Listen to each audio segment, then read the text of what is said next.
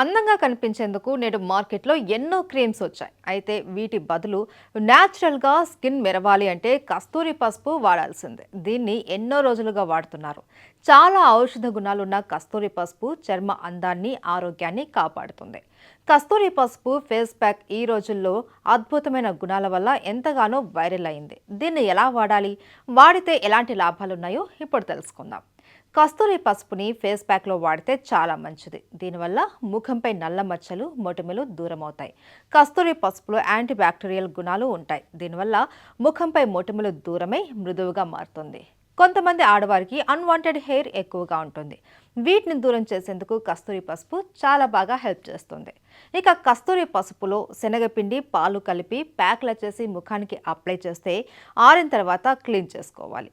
ఇలా కస్తూరి పసుపులో anti oxidant గుణాలు ఉన్నాయి. ఇవి చర్మానికి హాని కలిగించే ఫ్రీ రాడికల్స్ని దూరం చేస్తాయి.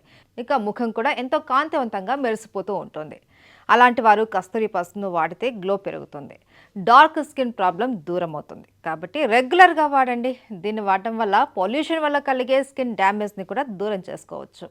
కస్తూరి పసుపులో కొద్దిగా పెరుగు కలిపి ముఖానికి అప్లై చేసి సున్నితంగా మసాజ్ చేస్తే ముఖంపై ఉన్న మృత కణాలు తొలగిపోయి బ్లాక్ హెడ్స్, వైట్ హెడ్స్ దూరం అవుతాయి.